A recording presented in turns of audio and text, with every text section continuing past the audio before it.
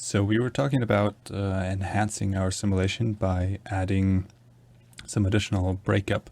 So what we were talking about here is, if we have a look at our simulation, at the very beginning, when the pillar comes out, just before it breaches through the surface, it starts to bulge up and create like this very flat sphere looking kind of area. And what we said, we would just want to break that up, is because especially when we have the ship coming up through the surface, we want to have a bit more disturbed water surface, so like kind of waves and ripples and stuff like that. Maybe something that looks like as if from underneath there would be some velocities pushing up or something like that. And there are obviously, as usual, a lot of different ways how we can do this. We're going to go for one of those ways. And let me just quickly grab my Wacom and let's head over to our drawing board. And so the way we're going to be doing this is,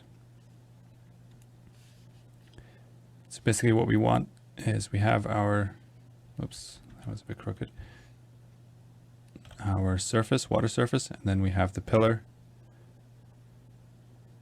that is moving upwards. And then basically before it breaks through, we let me just draw this in blue. We start to have this push, and basically this is the water from here that is getting pushed upwards due to the pillar. And what we want is to not have this flat surface, but to basically disturb this, break this up like that. And so what we're going to do is we're going to create basically a grid of points that is like, so basically we're going to create a grid of points that is a bit above the water surface. So this would be the water surface like this, and this is going to be filled with points. And what we're going to do is, when our pillar moves through here, so basically we, as soon as it touches here and we have the pillar moving, then we're gonna sample an area around here, and this is going to start to get disturbed. And then the higher this goes, the more it's going to disturb the surface. And so there's different ways that we can achieve this. I think the easiest or the best would be if we calculate, first of all, the distance. So how close is the pillar to the water surface? And the closer it gets, so I don't know if it's, for example, when the pillar is down here, might be a distance of 5 meters or something. And then once we get closer, like here, the distance is going to be 3. We would want this to scale the effect of breaking it up. So the further down the pillar goes, the less we want to disturb the surface. And then once it's above the surface, so once it's, I'll just grab another color to make this look really cool. So once it's above the surface, we don't want to disturb it anymore. Now, the thing is, the pillar will still be inside the water surface. So to avoid this, what we're going to do is we're just going to grab the top facing parts of the pillar. So if we have a look, the pillar like this, and then these are the sides. So we want to get rid of the sides, and we just want to get the top. And so the way we do this is basically by just looking at the normal. So like the normal would point in this direction, point in this direction. Here on the side, it would point this direction, and then here it would just point at us. And so we can just compare basically the surface normal 2, a regular up vector, and just and we do this with the dot product, and then we can determine, is this normal facing upwards or not? If so, then keep it or remove it.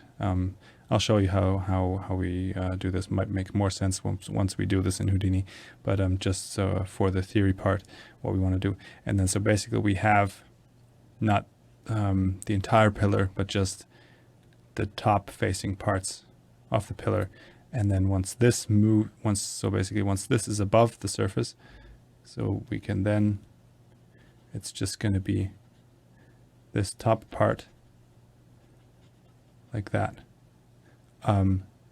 We can easily see, oh yeah, this is above the surface. It's not inside the our area where we want to disturb it. So let's head over to Houdini and try to implement what I just tried to explain.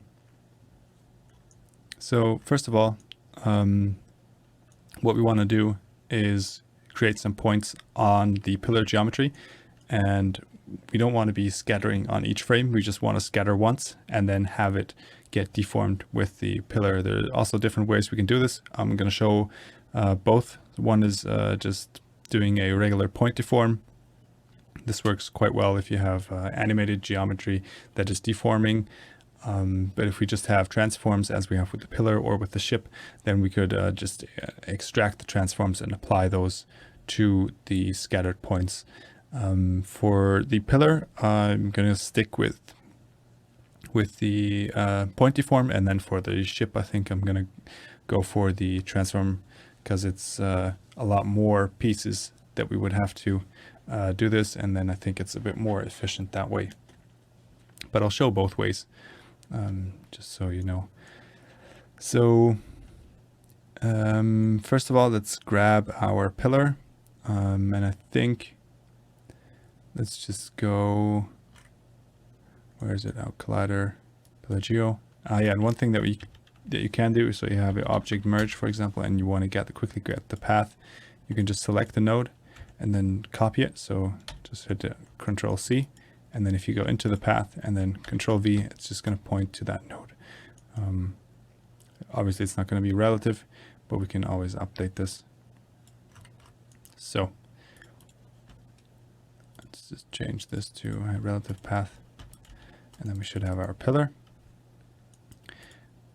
And so for the scattering part, we just want to have these two long shapes here. So we don't want the bottom part, because this part is never going to be above the surface, and we don't want this to constantly be disturbing our water. So that's why we're going to get rid of that one. Let's see what this is called. Let's just go for the selection and then hover over the viewport, hit 9 again. And before we do anything, let's just save this scene. So save as, because this sometimes tends to crash Houdini for some reason. So let's just go for version 3 here. That should be fine. So attributes and then name, and then select the bottom part, hit enter. And then this would be pillar 0, and I think this is probably going to be the same for all the pillars if we change this. So I think we shouldn't be modifying this per pillar, so I'm not going to color this node as we did over here, where we have to update this, the rope or the pillar, if we change to a different one to sim it. So what we will do here is we're going to loop through each pillar. So we're just going to drop down a for each. So for each named primitive, and then it's just going to go through each primitive with the name.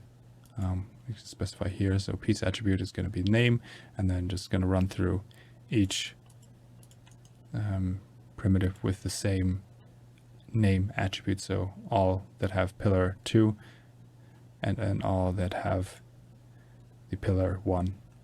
Just going to go through them. So if you look at the first for each begin here, you'll just see the first iteration here.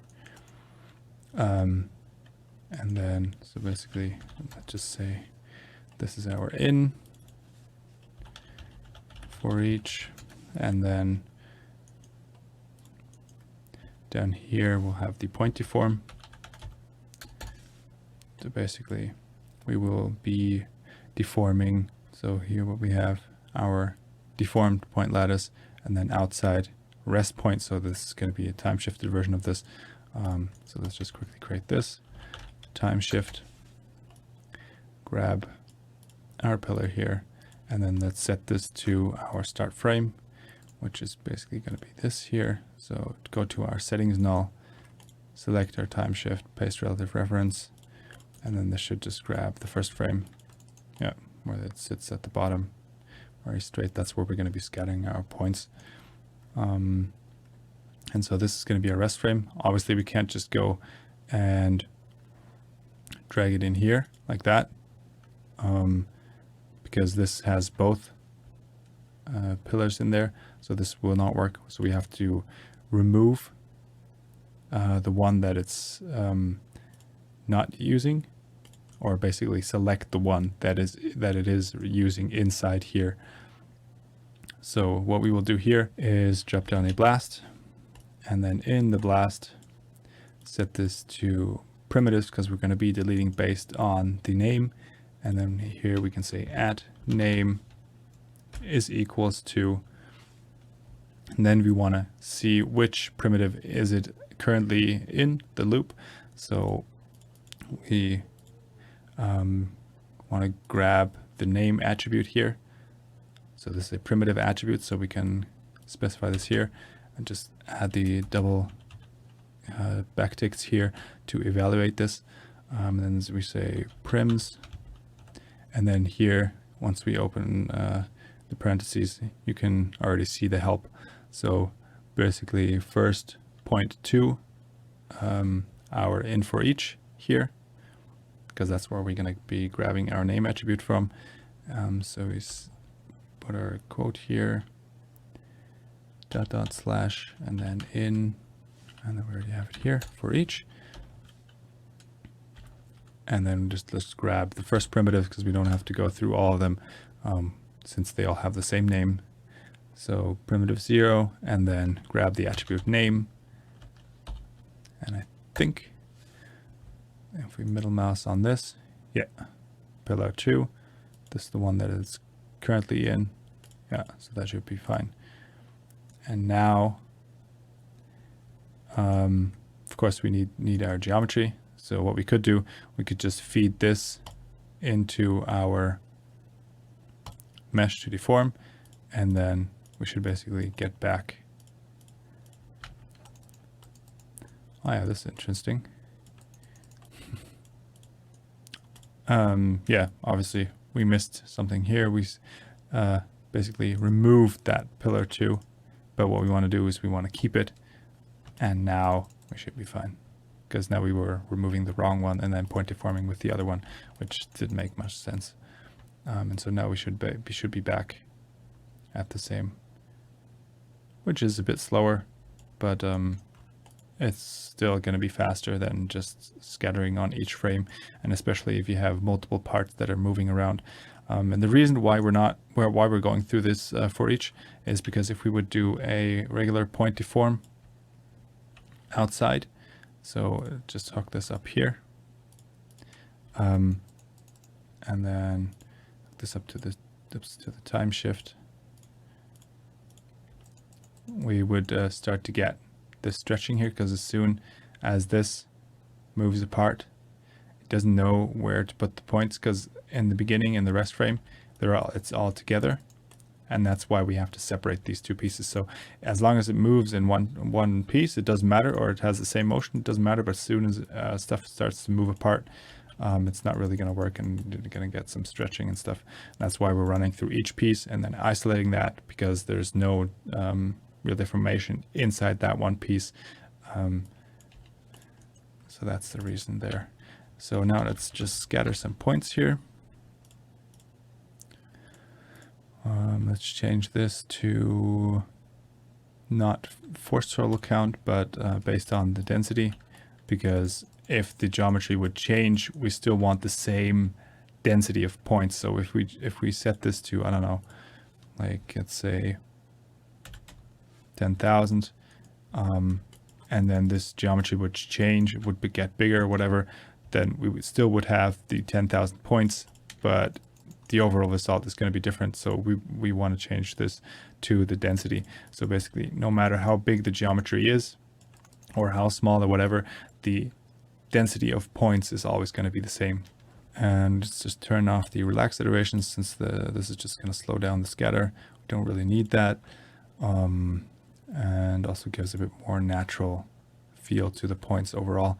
And for the density scale, I think we can go to, let's go for maybe 1,000. Probably can go even higher. What about 10,000?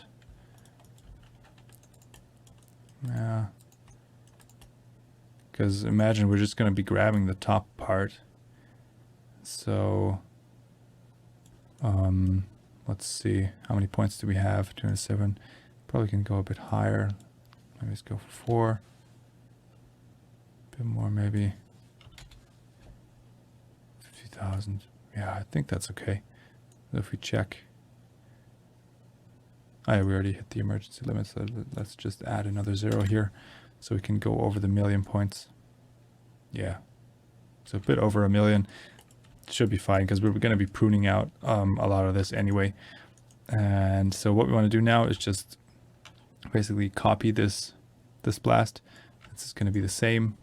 Actually, we could do a reference copy, so hold down Control Shift Alt, and then just drag this node, and then it's the same copy, so we always get the same pillar selection.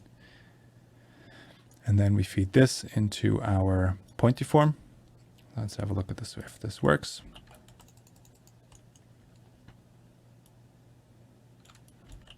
Perfect. Of course, the name attribute is not getting transferred. So output attributes, I think it should be, let's have a look here what we have. I think it's transferring the attributes. Yeah, and it's not getting the name attribute because primitive attribute, we're not using anything here. So let's just add the name here, and then we should be getting it. Yeah, here, cool. And so let's just break the connection here. So hold down Control Shift, and then I think it's left mouse click, yeah, and then change this to points. And then I think it should select, yeah, select that corresponding part there. And then now if we do the point deform, this should work. Let's see. Yep, perfect. Cool. Now we just want to change a few things here, because obviously this is way too many points. We don't want that many. So let's have a look if we actually have a normal here. Yep, very good. So let's start culling based on the normal. So let's just drop down a wrangle.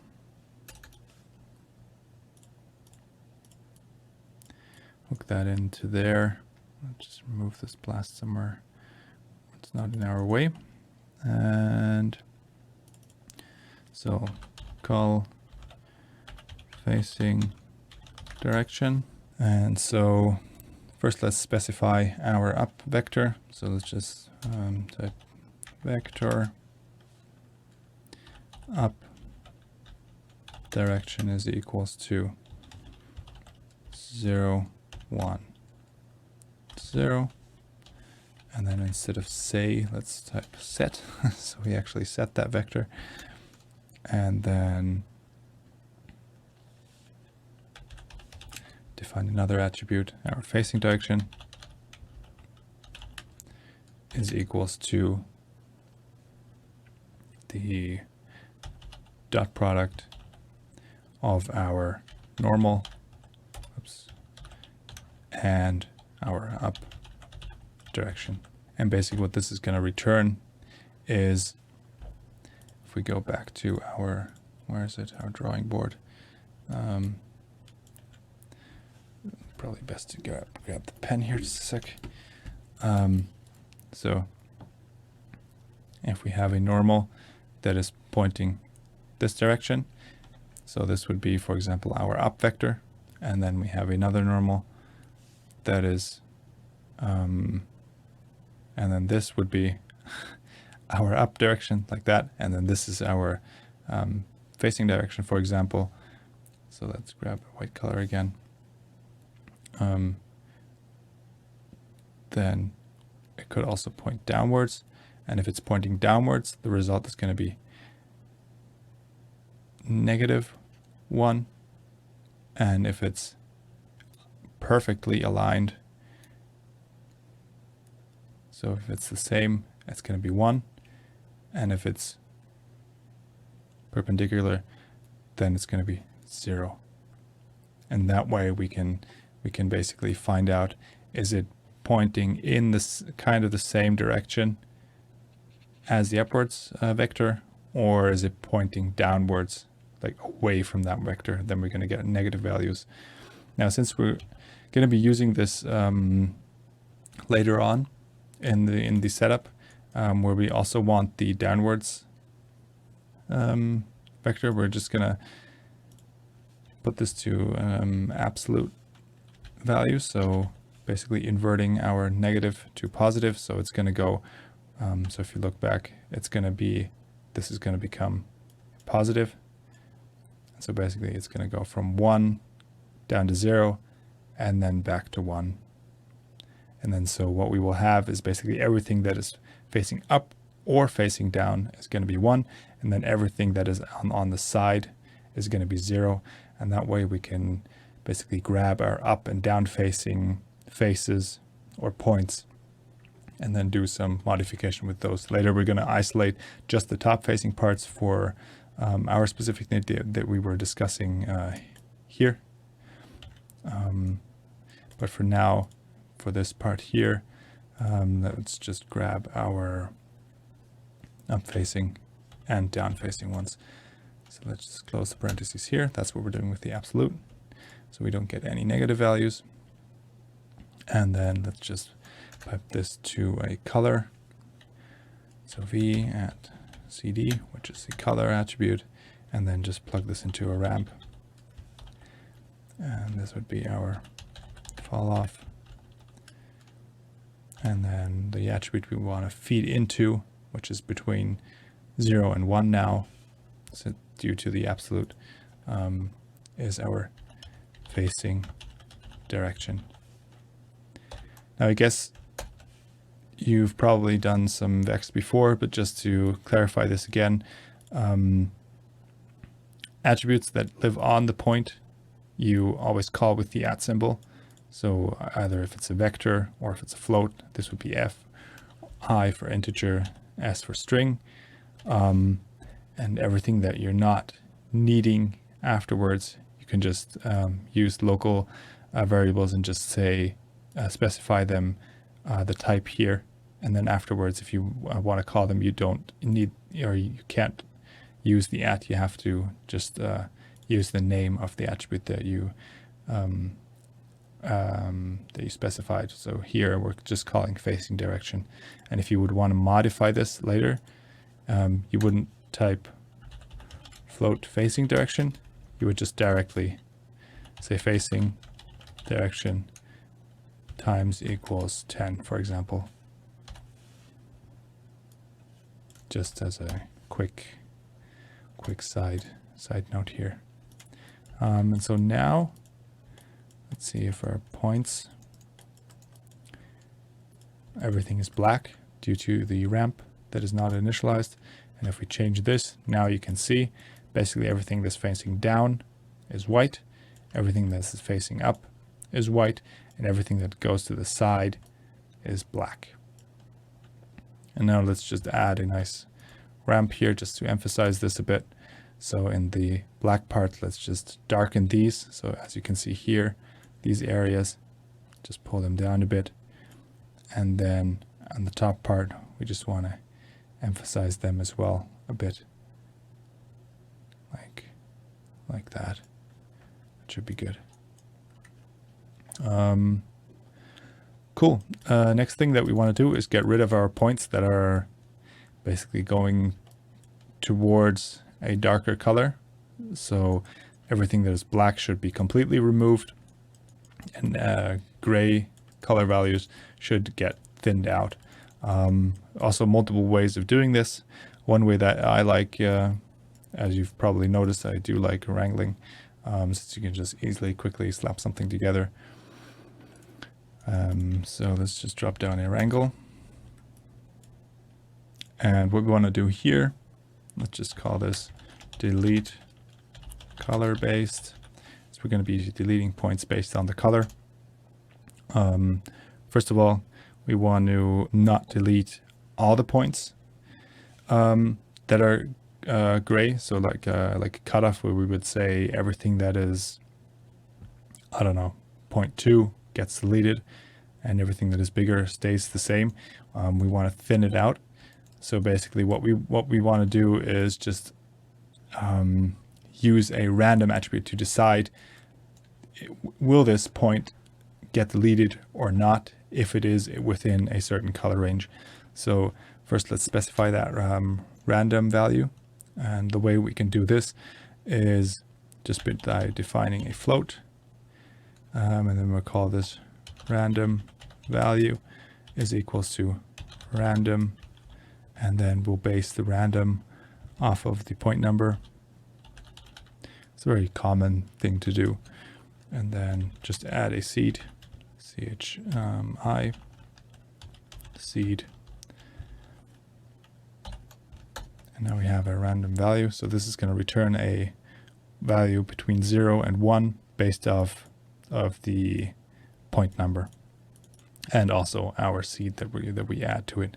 So here, and just to show, we can say float at AA equals to rand val, and then here we can have a look.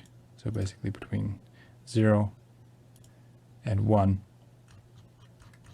completely random values per point, and we can later use them to chain or check if we want to delete something or not. So another thing that I do want to say is there's also this the expression rand, which probably a lot of you are familiar with as well. I like to go for the random expression because it's more stable to me, and I think it's the rand expression that comes from H script, and it just is generated a bit differently. And I think I had an issue at some point where I was doing some point replication and then basing the random off the point number, and it was just giving me some weird results that were not correct.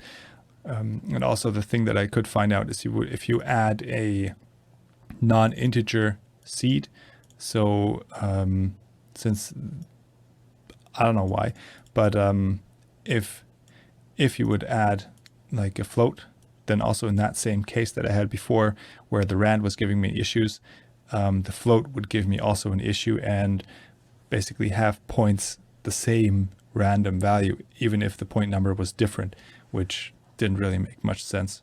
And that's why I always stick with the random now and try to keep everything inside feeding into the random to an integer. So I guess you could probably add a float here and then just round this to an integer. But just so you know why I'm doing it this way. Now, next step is our deleting process. So usually what you would do if you want to just randomly delete points, you would just write an if statement. So if the random value is greater than, for example, a threshold, then remove the point index 0 and then add the current point number. And so what this would be doing, let's see, where is it here? Yeah, I think it's probably the other way around, like this. So basically remove 0%. So if the random value is smaller than 0, which it never is, then get rid of the point, because the random value is returning something between 0 and 1.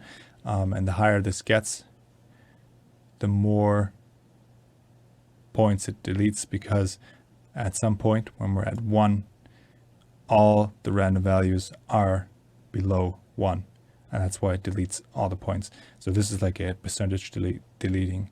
So I'm probably going to use this at some point later. So if we type 0.9, for example, we're just keeping 90% of the original points. So if we look here, we're at 1 million, and now we're at 100,000 points. So only 10% of it is left. And then here you can also see the seed in effect.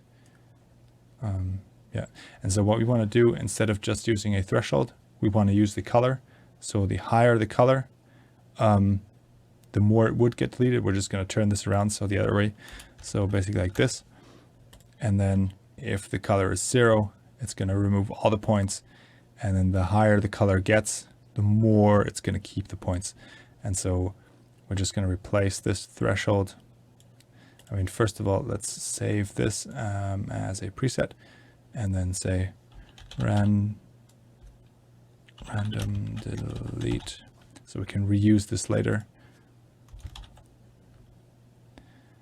And then just save it. I already did this here. I think, yeah, delete random. So just we're going to refer to that later. And then here, let's replace this threshold with a ramp there, so we can control our color again. And then this is going to be our remap delete, for example. And then in here, we're just going to feed the color.x, so just the x value, since it's expecting a float in there and not a vector. I think this should be fine. And then expose the ramp. So basically now, as you can see here, where it's getting towards these gray values, it's thinning it out. So basically before, this is how many points you had there, and then now it's thinning it out, as I explained before how this works. So let's just add a master ramp here, and then just add a bit of a fall off here and there. So kind of similar to what we had before, maybe not as many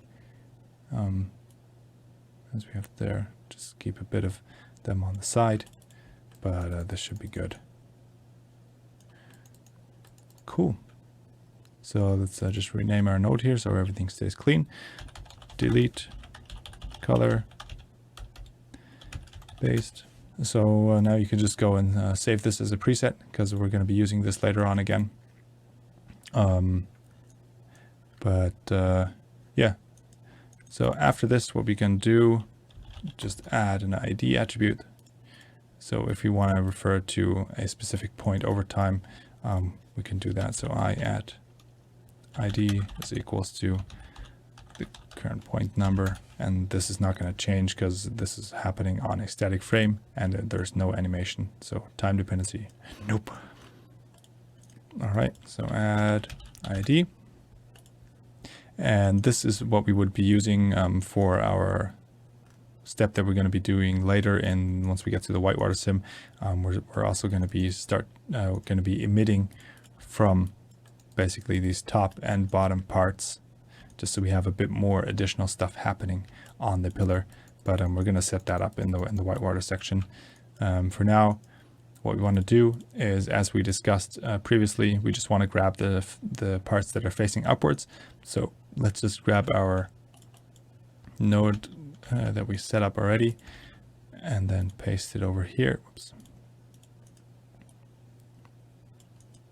And then instead of an absolute, let's just clamp it. Clamp. So basically this is what we're feeding in.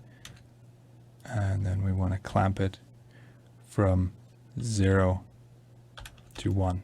So basically 1 is completely facing upwards, 0 is the side. And then now, if we have a look at this, we only, so if we remove this, we have the bottom parts, and if we add this here, we have just the up facing parts here. And then let's add another color delete. So just grab this here, or what we could do is just drop down a wrangle, and then what we did before, save the preset, and then say delete color based, and then this is basically the same, just different way of writing it. Yeah, and then hook that up.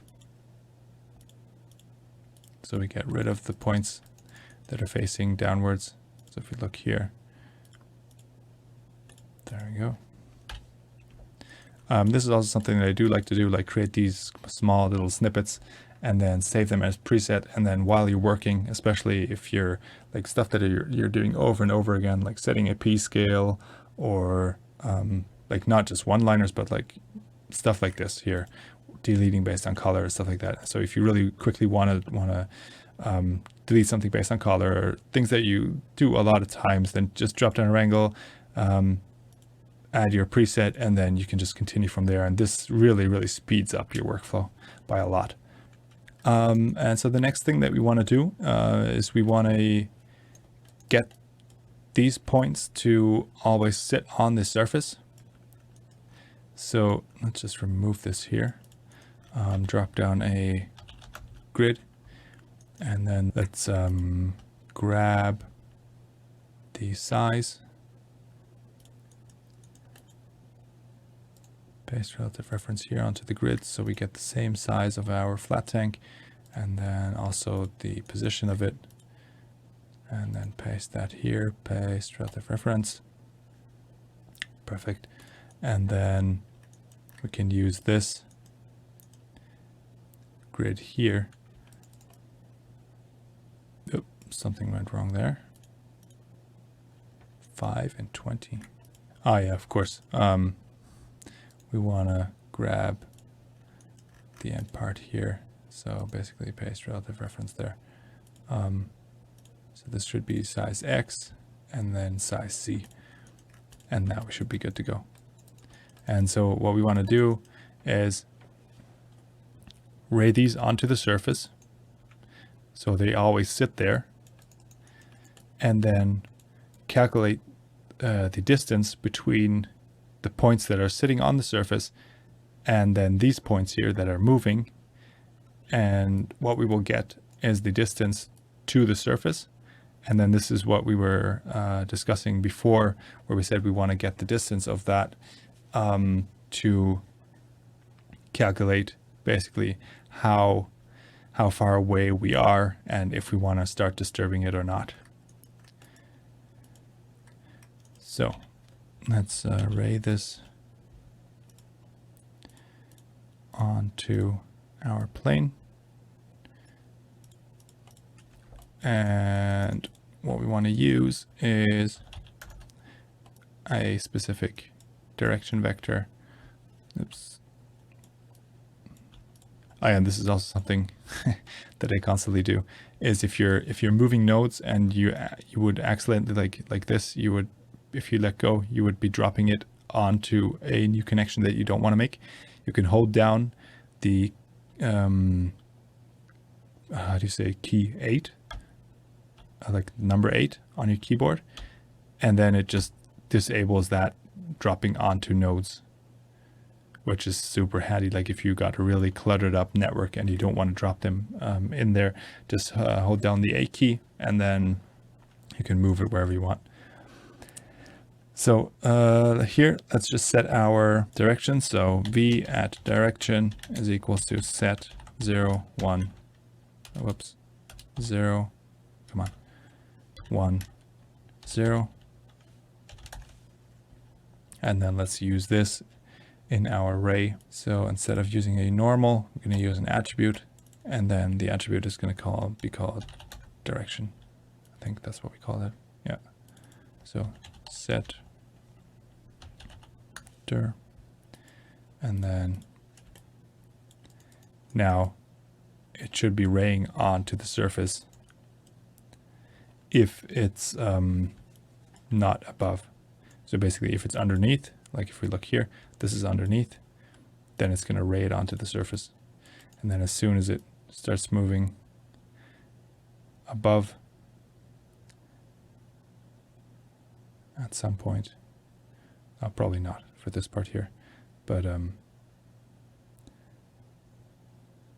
yeah, cool. And what we can do now is basically we have our rayed points, and then we want to calculate the distance between these points and then these points that are down here. Since they have the same point number, we can easily do this. So let's just put it this way. And then let's just specify a vector, and then grab our point that is deep down. So that would be this distant point, and that is equals to point attribute 1. So input 1, I mean obviously the second input, but input number 1, and then we want to grab the position, and then from the current point number, so at point number, and our distance, which is going to be an attribute that we do want to use, is the length between those two. So basically, first we want to calculate a vector between those two, and we would do that by just subtracting from the current position that distant point.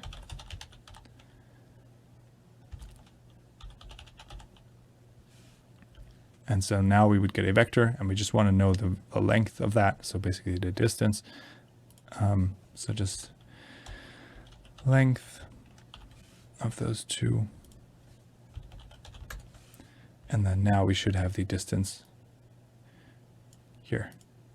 So currently the closest point is 11 meters away.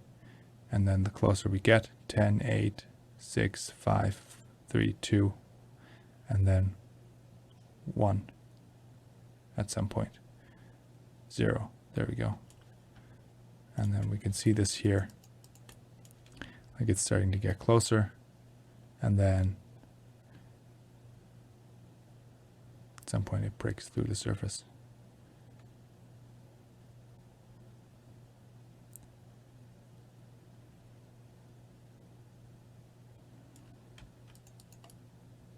Nice. One thing that I am noticing right now is this is not sitting on the surface, the zero plane. This is because on our grid we added the center to be 6 for some reason. Yeah, because the flat tank, basically this center, is to have a depth, and what we want is just use the water level for that position. So let's just paste that in here, and now we should be at the bottom part here.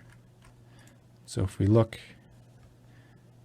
again, there we go, and now we should also at some point have no point sitting on the surface of distance. Is always 0 now. So let's just rename this to calculate distance. And now let's drop down a color node to actually visualize our depth. And so what we will do here, change the color type to a ramp from attribute, and then the attribute is going to be our distance. And we're going to range that from 0 to, I don't know, let's go for a depth of 2. And then basically just invert the ramp. So at the very end we have black. So once it reaches the distance of 0, we want, or of 2, I mean, we don't want to have any effect, and the closer it gets to the surface, the more this will affect. Basically, and let's just drag another point here just to have a bit sharper fall off and have more breakup once it's still like around 1 meter away. So let's just call this our deep effect, whatever. Just color this node yellow just in case we want to change that later, basically how from which depth we want to start to disturb the surface. And let's see, this moves up. Okay, we do have one little point sitting here that is going to cause some issues. So let's just get rid of all like the single points here. And the way we do this, just drop down the attribute VOP and basically calculate how many points there are in a specified region. So just a point cloud open, oops, PC open, there you go, plug in, use the first input, so itself, and then just look up the current point position and then see how many points it finds. So the point cloud number found, and then so basically within this radius here and within it finds this many points, so the max points. And then let's compare basically the number of points that it has found to the max points, and if this is smaller, so less than, we want to remove the points. So we just create an if block, and inside here we feed, so for the condition, if it's true, so basically if it finds less than so if the points that it found in the nearby is less than, and this example would be 10, then run through this if block here, or this if statement is true. And so what we want to do is remove point, and we feed in the point number for which this is true, and then add in the point number. And as we can see, it already removed the point down there. The other thing that we do want to change is probably the radius. So go a bit smaller here so it doesn't search that far, and then go down in the points. So as long as it finds at least 3 points within this this radius, you can keep the points. If it's smaller, so if it finds less points, then just remove them.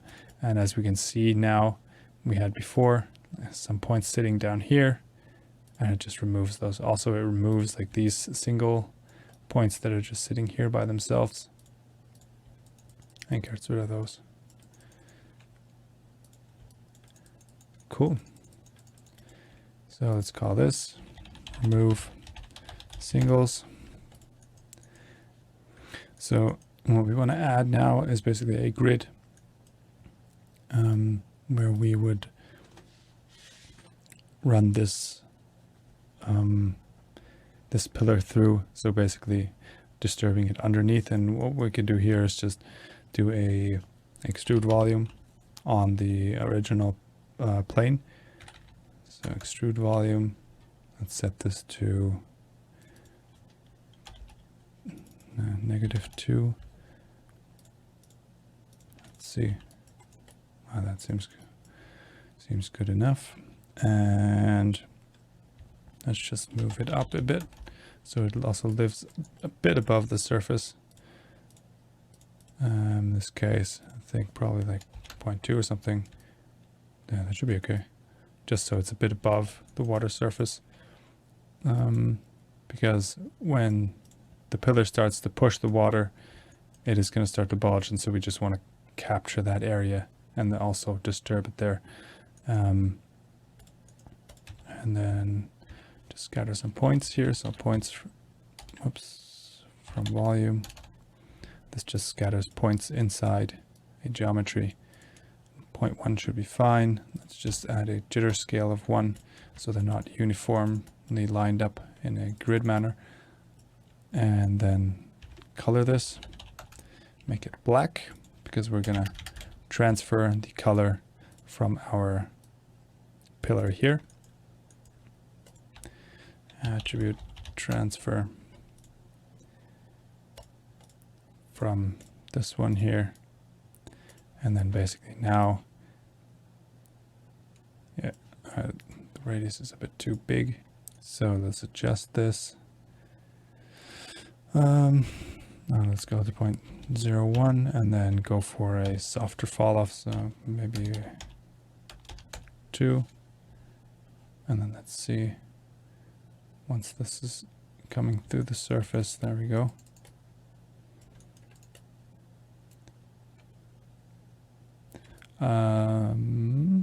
Interesting. Yeah, of course. If we have a look at this here, I think, yeah, there are some parts that are rayed onto the surface, but that have a color of black. So for example, here, there are some points and they're black. So they're transferring that as well, which we don't want. We only want to be transferring color if there is color. So basically just remove based on color. We already have this. So delete based on color, take that node, drop it down here. And now it's going to remove all the black parts. So if we disable this node, we can see, but the overall visual difference, probably not going to notice anything here. Yeah. And then we will have a nice, so if we disable this, we're going to have this corner cut out due to that black part. And if we delete the black parts, we have a nice soft fall off. I think this is a bit too big. So maybe let's go down a bit to, I don't know. Yeah, that's fine. That looks good. In terms of size, let's just compare with our pillar. If we look at this, so this would be the area where it gets disturbed, starting in the middle, and then a fall off. So to emphasize this fall off, we could just ramp the color. Let's just quickly drop down a wrangle. And then feed this into a ramp. So v at CD, so the color is equals to the ramp of the X color, because it always needs a float. And since it's white, it's the same color in every channel. Let's just select these 2 points, change the interpolation to B-spline, and then let's just drop it at the bottom, emphasize at the top, just to get a bit more, a sharper fall off here. Nice, that looks good. Cool. Next, let's, what we're going to do is we're going to be rasterizing these points. And then use the density as a multiplier on top of a velocity field. And the velocity that we want to have as a base is basically the normal of this underlying geometry. So when it comes up, it pushes out in these directions that the normal of this geometry is pointing. So what we want to do here, I think we should already have it. Yeah, so it's already grabbing the normal, but we just to be sure, we can just specify this here and say transfer color and the normal. And then it's not going to transfer the other attributes that we don't need. Obviously, the stuff that we need was already there, but just to be sure. And so what we do now, just drop down another wrangle and feed these 2 attributes to the velocity and to density. So f at density is equals at v at cd.x, and then the vector at vel, because because that's what our velocity field is going to be called when we convert it to volumes, is going to be equals to the normal. So let's just quickly rename these nodes. So this is going to be transfer color and normal. And then this is remap color. And this is set rasterize attributes. Let's just drop down a VDB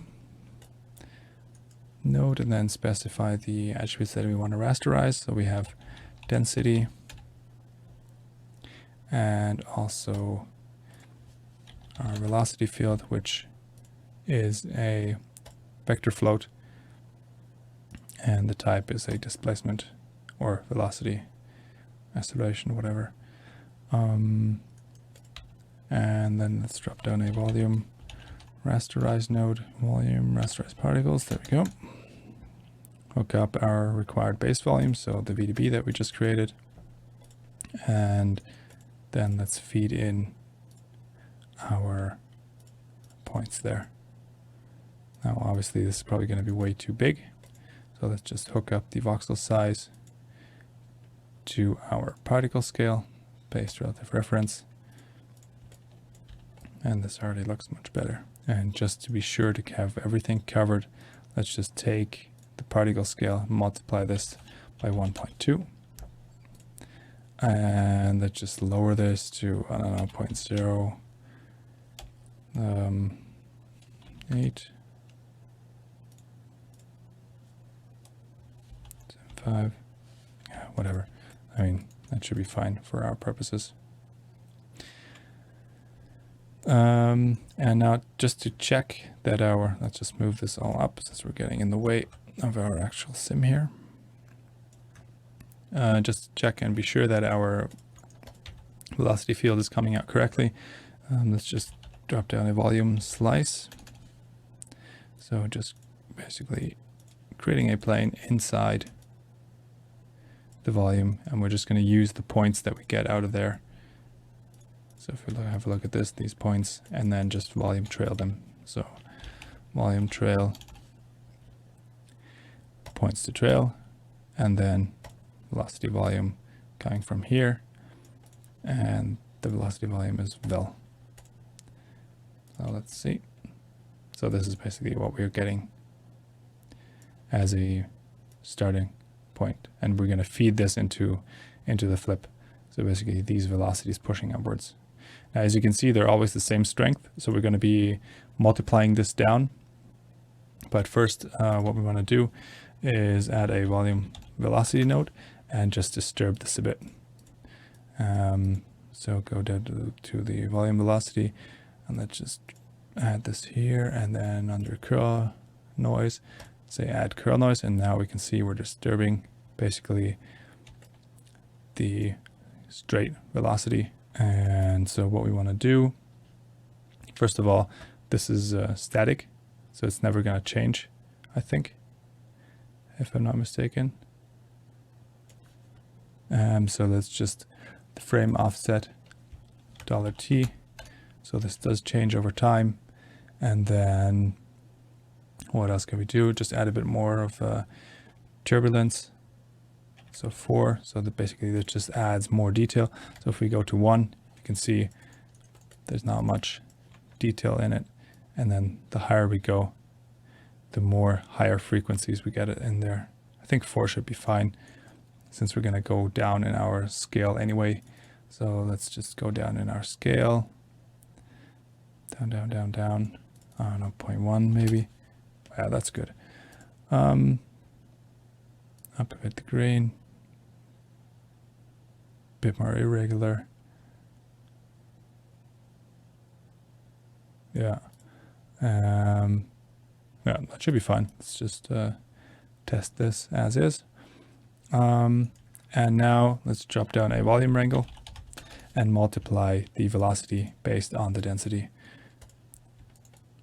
So this would be v at vel times equals f at density.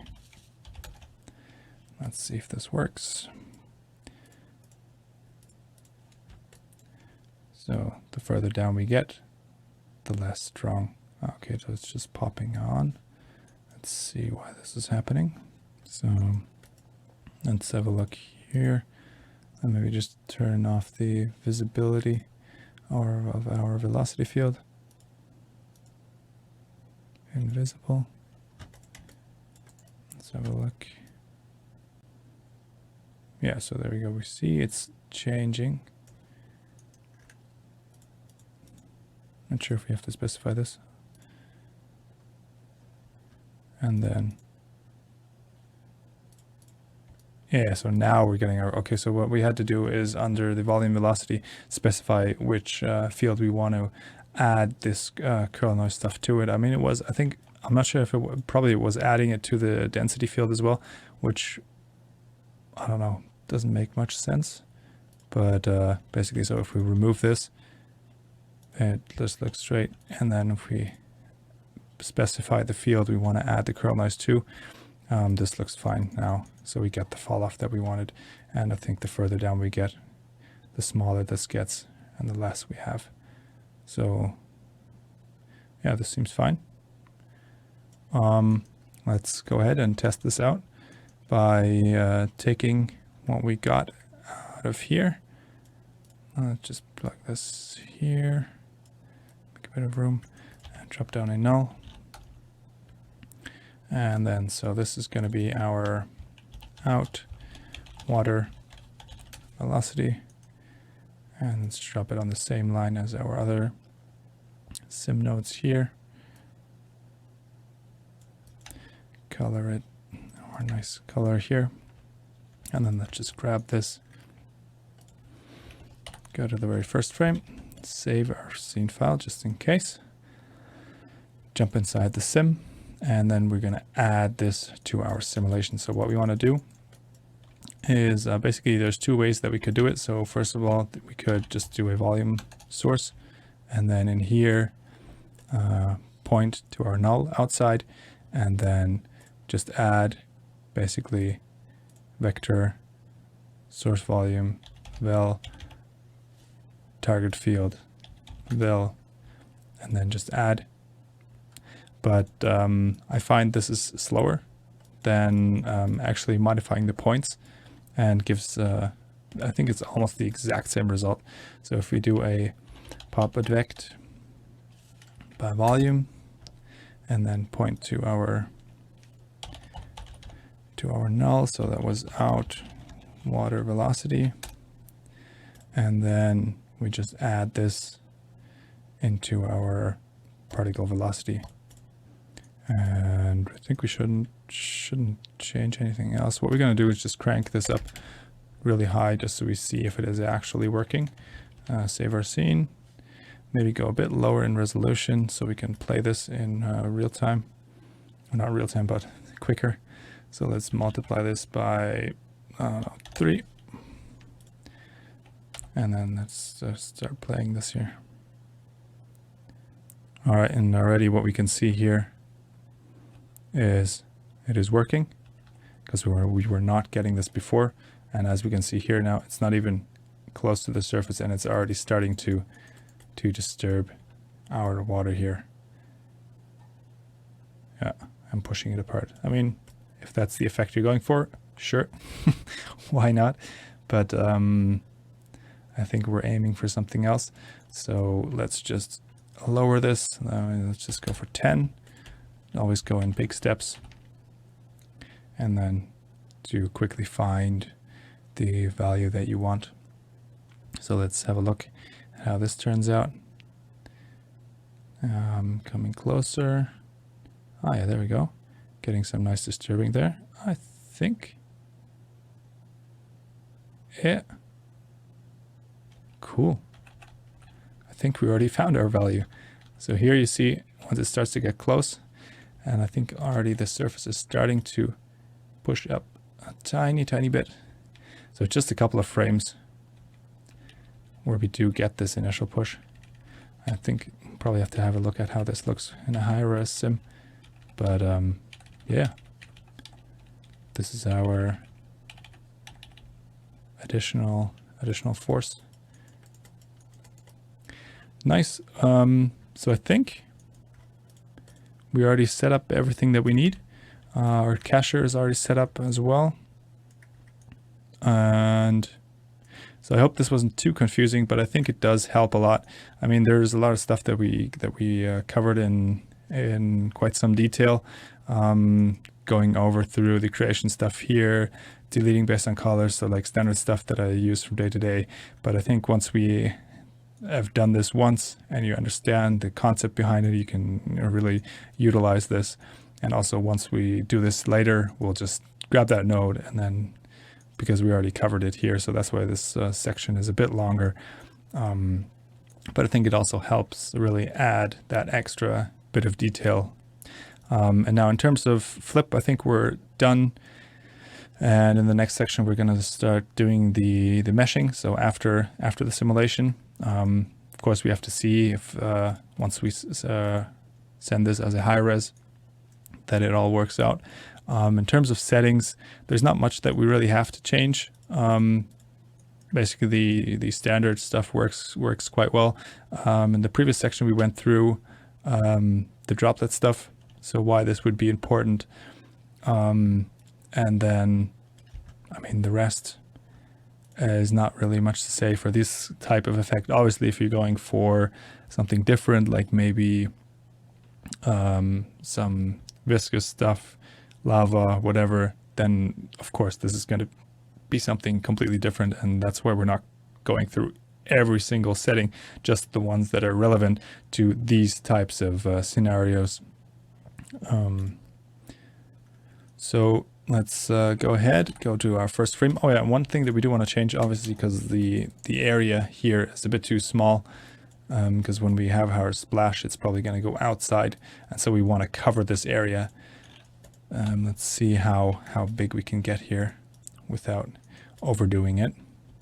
So size, let's see, maybe if we go for 10, I'll probably have to go even further, because if we have a look at our pillar, which is, nope, that's the rope, this is the pillar here, that's not much, and there's going to be waves and ripples and stuff, and then if we imagine this shooting up, so if we go further like this, it's going to shoot up stuff here, and then it's probably going to land somewhere around here. So let's see if we can go even bigger on this one. Let's go for 20. I think this should cover most of it. Yeah, let's give it a try like this. So jump back into our sim. I mean, it is going to take a while. It probably also depends on your hardware that you have. Just turn on the rope collider as well and remove this multiplier, set that to 1. I mean, what you could do is send this as a low res and just see how far stuff splashes out, but it is going to change once you go higher res, so you might get more stuff flying away, more detailed. But in general, I think this should be good to go. So since this is going to take a while, we're going to send this onto the farm. Speaking of which, one thing that we do want to set up now is here we have our SimNet. And so we want to get our caching nodes over there. So let's jump inside here quickly, drop down a fetch node. And then the way we want to fetch stuff is we just want to jump up one level and then grab our, what is the first one? Cache. So this one, and then I think we called it the ROP render. Yep. So we always have to point at the ROP. So basically, if we jump inside here, this was the ROP for the actual caching. This is just for, oh, whoops, where is it? This is for the actual, like just the setting stuff, same as with the file cacher. So inside here, you would have to point to this ROP. Oops, that was up too far. let's go back inside here. And then cache pillar. And what we want to do, just take this name here, cut it, and then put the $ object string. And then so now it's just saying fetch 1. So if you middle mouse here, it says fetch 1. So we can just put the name here, and then it will automatically grab that node. So basically if we take this, duplicate it, whoops, up, hold down Alt, drag it, and then this will be our sim flip main, I think is what we called it. So if you middle mouse here and click, yeah, then it automatically grabs that node. And so first we force ourselves to create proper names here so that we can recognize, and they're not just called fetch 1, 2, 3, but they have actually the actual name, and then it just grabs it automatically here, so we don't have to change it at 2 places. So we don't have to rename the node and change the name up here. We just have to rename the node and it automatically grabs the correct one. So if we put a wrong number here, then it's not going to get it. Just something to be aware of. So let's just set it up this way. And then if you're working with deadline, as I am, you can just drop down a deadline node here. And then you could specify the parameters for this one here. So this is basically just a collider. So this could run on multiple machines. So we can set the, where is it?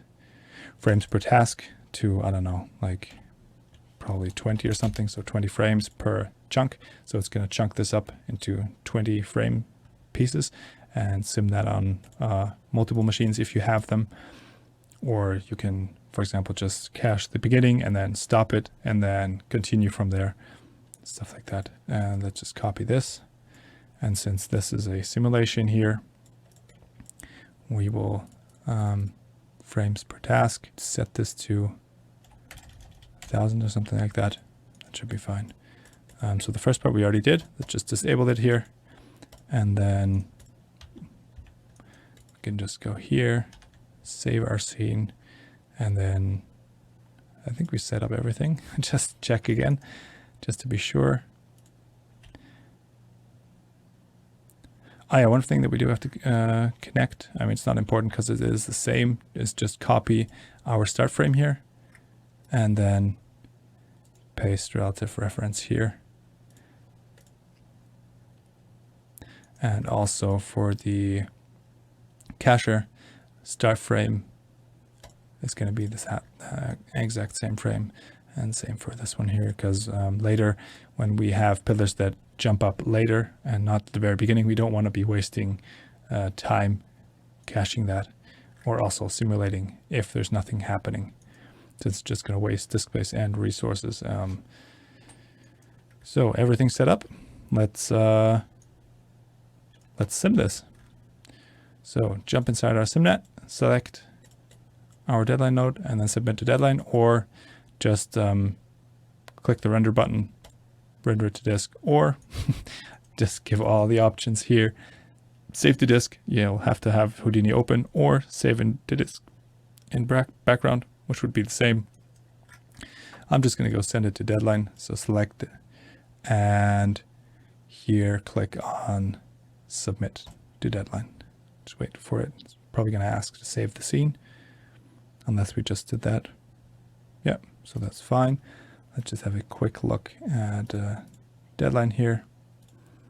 And if we pop this over, we can see now here our job went to the farm, and then we can start to simulate this and come back once this is finished. And stop, please. Don't sim yet.